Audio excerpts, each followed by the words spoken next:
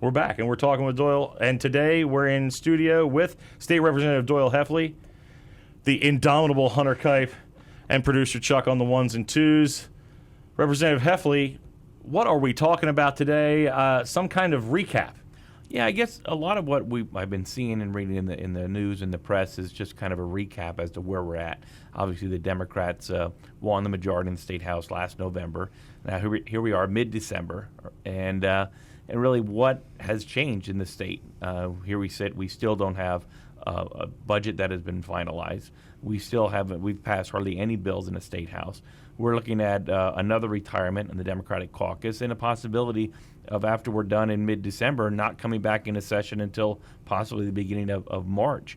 You know, we started on a terrible note last year when first in the session we had a bunch of retirements. We had a speaker who made a bunch of promises and commitments to get the speakership, and then lied about that and turned his back on every commitment that he made, and really pretty much put the whole House in limbo for 3 months.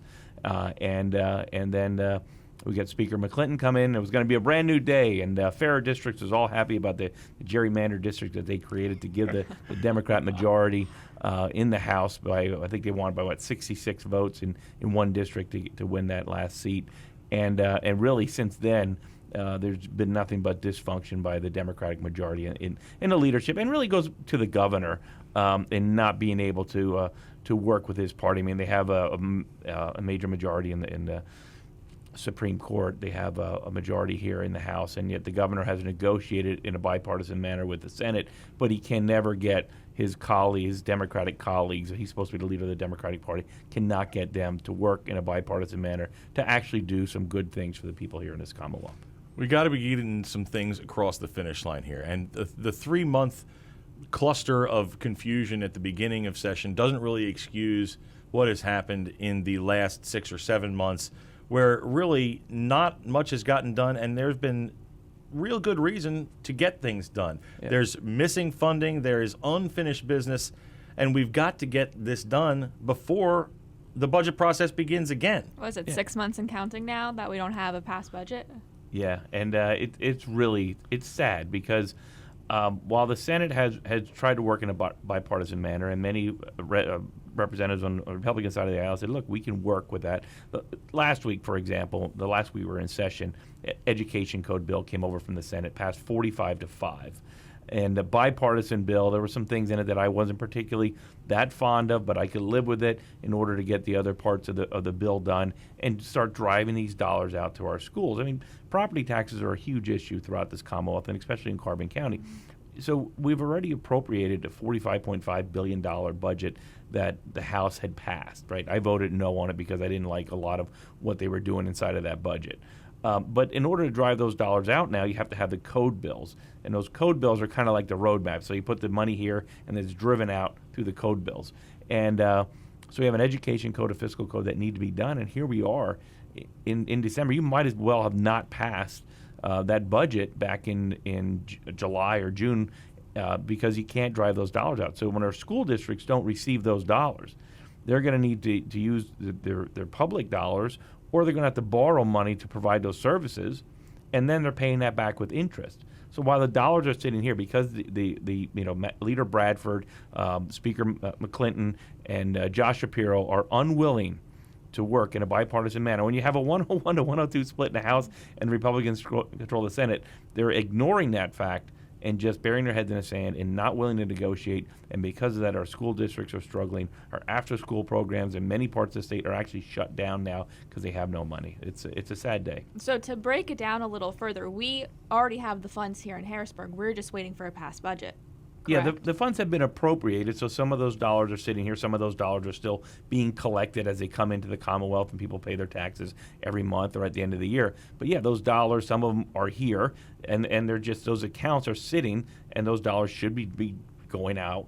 They've been appropriated, but they don't have the map saying who's going to get what dollars and for what purpose those dollars are going to go through the education code or the fiscal code. The code bills are very important, and it's a lot of there's a lot of give and take when you push those code bills are passed, because there's priorities in every member's district and priorities across this Commonwealth that need to receive those dollars that have been appropriated in in the general fund. So what's going to happen if we don't pass this? It's never happened before that I can recall in the state that I'm aware of. But the interesting fact is now we're back for 3 more days this December, and then we have yet another retirement in the Democratic caucus, which will put the House at 101 to 101. And when this happened over the summer, instead of working in a bipartisan manner to govern, the Democrat leadership has just adjourned and didn't come back for like 3 months without a budget, without anything done. And if they do that again, you're looking at recessing in mid-December and not coming back possibly till the beginning of March, because you have to have another special election to fill that seat. And all January and all of February, we have your schools sitting without getting their dollars. You have the money sitting out here. It is just not the way we should be governed as Commonwealth. And it's not just K through 12 schools that have been hurt here. Education across the Commonwealth has taken some damage. Higher ed, what we call the non-preferreds, this money for education has been held up and held up and held up, so much so that it put colleges in limbo, it put students in limbo. And it wasn't just education. Dealing with the code bills for the hospitals and the hospital assessments. That was almost $1 billion that was sitting out there. Hospitals desperately need it. Hospitals need to provide those services in the community. So when government is dysfunctional like this, you need to cut through it and sit down and be adults and set your ideology aside and say what's going to be the best thing for this Commonwealth. Instead, the Democratic majority keeps running bills. They're running more gun control bills. They want to come after your guns, telling you how you have to live your life. Now they want to ban Swisher Sweets, right? This is what we're looking at. Billions of dollars sitting here. Schools are begging for these dollars. Communities need these dollars. These projects need to go forward.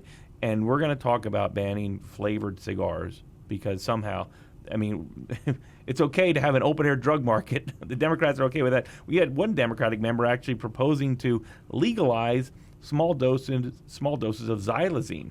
And xylazine has no human consumption use. It's what's causing the overdose epidemic, and with that combined with fentanyl in the streets of Philadelphia, it's turning people into zombies. They want to legalize drugs, but make flavored tobacco like Swisher Sweets, those little cigar tips, illegal. And you have to be 21 to buy those products. But we really need to get our priorities straight. They just sound like puff pieces, no pun intended. Yeah, it's a lot of what it is. Just a lot of puff.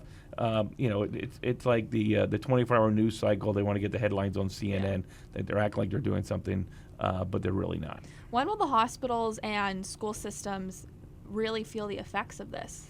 Well, the hospitals, we finally got that done, Okay. and that hospital assessment went through. But the school districts are feeling effects right now. There are, especially the fiscal code, there are dollars driven out through that code for after-school programs. Some of those programs right now have been shuttered, so now those children do not have that educational opportunity for after school, where they need that extra tutoring help. And sometimes it affects parents. Maybe they're working odd hours. Now they're looking for daycare before they knew that their children were going to get help in a secure setting. They were going to have that opportunity to receive that extra help they might need in school. And a lot of kids, they sign up for these programs. They enjoy it. These aren't regular classroom settings. These are more after school, almost like intramural activities with an education base for after school, where they're learning more technical things and getting the assistance they need. So some of those programs are shut down now, and there's no need for it other than the fact that the Democratic majority in the House and this governor, first off, the governor lied during the budget, made promises to the Senate, and then line item vetoed what he promised them he wouldn't do. Lost a lot of faith in the governor there. Lost a lot of credibility, and since then it's just been downhill. And it's a shame because the votes are there in the House. If Leader Bradford would let these things come up for a fair vote in the House and let people vote their districts, we would have this done.